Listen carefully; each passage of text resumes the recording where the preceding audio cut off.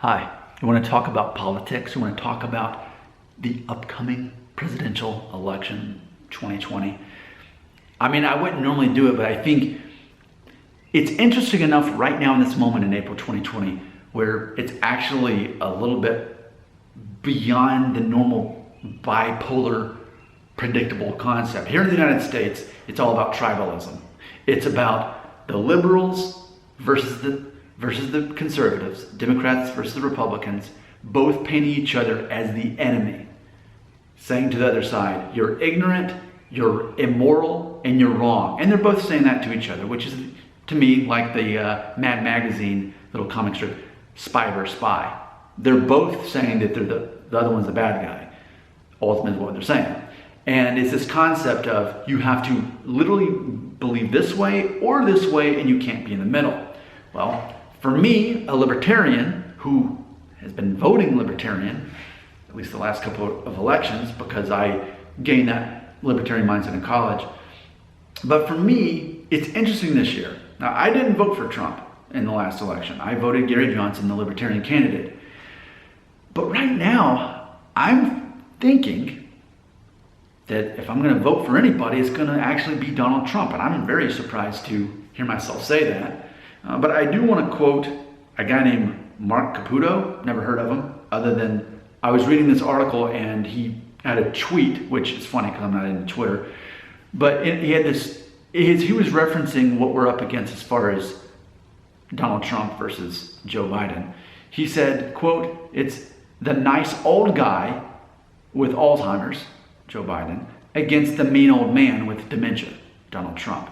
Now, yeah, that's, to me, exactly how I feel. I feel that by all means, Joe Biden is not fit to be president because of the deterioration of his mind. To me, it's very obvious. But what about Trump? Is he any better? I'm going to say by default, yes, we know what we're getting ourselves into.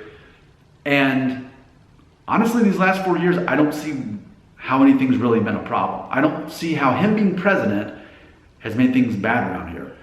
If anything, this whole COVID-19 thing, surprise to us all, I don't have any problems with the way he's handled it. I don't have any problems with the stimulus package that he's put out. And for me too, I'm on furlough until July 1st. So even when I registered for my unemployment, it showed me what's coming. It's a lot more than it normally would be because of COVID-19. Like a lot more. I was actually very pleasantly surprised by that. So what I'm saying is, in this moment, and things could change, in this moment, as far as me voting for a president this year, I would say I'd rather just go with Donald Trump. But Nick, you're letting me down and you're supposed to be a libertarian. I am, and ultimately, I have voted libertarian. But at the same time, if I feel one of the main candidates lines up enough with how I feel, with what I see, then I'll vote for them, because I know in the last election, I wrote it down, Gary Johnson got 3.27% of the popular vote, no electoral votes. I'm very aware, I'm a realist, in that me voting for president in the state of Tennessee doesn't really mean anything. I know that. It's more of a gesture. I know that with a few exceptions in recent history, like when Bill Clinton ran for president and Al Gore, who was based in Tennessee, that was one of the few times a Democrat even won the vote here in the state, as far as who won in the state. I know that pretty much whether I vote or not, Donald Trump is going to win the state of Tennessee. I know that. And I know that Tennessee is not a swing state either. I know that as well. I also know good and well that if I did vote libertarian, it's a wasted vote like it was last time. I know that. But for me, I'm thinking, well, it's like this. I didn't really want Hillary Clinton to be president, but that much more I don't want Joe Biden because of his mental state. Less about his policies and more about his mental state. But overall, as far as how Donald Trump has done as president, I don't have any issues that I feel that have really affected us all here. I think in our minds, we give a lot of power to the president is thinking that they really control a lot of things in our lives, when really they don't. I actually see the president as having a lot less power than we perceive them to have. I think ultimately there's a lot of politics that run our country, but ultimately the president only handles certain things. There's so much as far as military intelligence, plus CIA, IRS, all these things that are way beyond him. I mean, the fact that marijuana is still not legalized in the United States still tells me that he doesn't have as much power as because I know Donald Trump he's like me. Have I ever used marijuana? No. But is it silly that it's illegal? Of course it is. And I've mentioned this before too, that ultimately it's a matter of silly things remain illegal as long as the right people can make money off of it. But I think now it's changing to where the government can make more money off of it actually being legalized. I think we're switching to that point of view. But the fact that we're still at war in the Middle East, I mean, Donald Trump was very vocal about he wants to end this war in the Middle East, and there's still men over there. We're still doing something, even though when you look at who was on those planes that hijacked the Twin Towers on 9/11, where were they actually from? Surprise, they're not from the countries we're at war at. So it tells me, of all people, Donald Trump wasn't able to stop the war. He's not able to officially legalize marijuana. Certain silly things that shouldn't still exist in 2020 still exist. I don't really think the president has as much power as we think he does. I think there's a lot of people pulling the strings in politics, in the White House. Have you seen Waco? I just saw Waco on Netflix this week. It's very obvious in hindsight, and I lived through the whole David Koresh thing. Not at the compound, but I remember in junior high seeing on the news and all that. And the whole time I thought, all those crazy people. And now that I've watched them, I'm like, wow, the government was the bad guy in that. David Koresh, yeah, he had some issues. He technically was going by the state law as far as he married someone underage, but her parents consented. And ultimately that became a lot of the basis on why the compound was attacked. Everything else was rumors that was actually started by the government. So it was really interesting to see that, how powerful the government is, how much more powerful they are than the actual president. But I think it's an easy distraction. I think it's an easy distraction that we get caught up in who the president is. But for me, I've seen enough clips of Joe Biden versus Donald Trump. And again, Mark Caputo here, as far as the nice old guy with Alzheimer's, Joe Biden, versus the mean old man with dementia, Donald Trump. I mean, I agree 100% that's how it is. And by all means, I want to clarify something.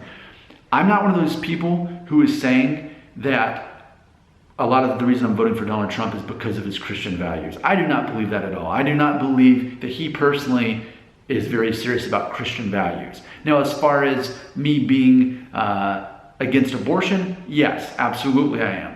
And Donald Trump is too. And I can appreciate that. But as far as claiming he's some kind of Christian person that's what's leading it, no. Ultimately, that's just demographically where he's at, and a lot of people in our country are.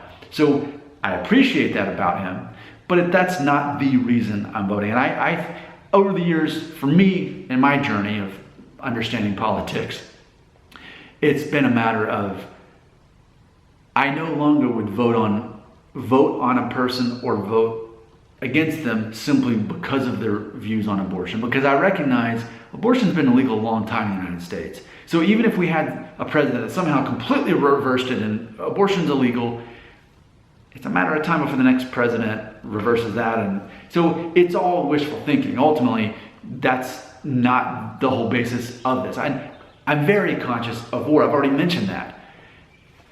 We carry on this World War II mentality back when we helped save the world. And here we are all these years later, still thinking in our minds that we're fighting for freedom and we're fighting. Again, look up who was on those planes that attacked 9/11. You're going to see Saudi Arabia, Kuwait, you're going to see Egypt, but you're not going to see Iraq, Iran, Afghanistan. You're not going to see them on there because they were not. It was actually people that in theory were countries that we're oil buddies with. It's really interesting once you start looking into it beyond what you're told. So, as it stands, unless something changes, to me, what makes the most sense is to vote for Donald Trump. Not because I think he's this great religious person, not because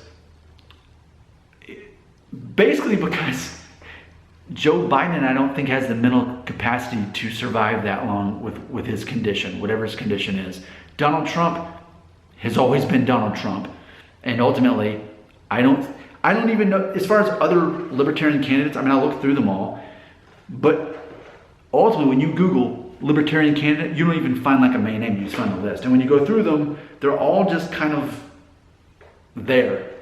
But the fact that we're in April of 2020 and we still don't have a name yet, like there's not Gary Johnson like there was 4 years ago where people knew the name, I'm not feeling too good about it. So this is how I feel.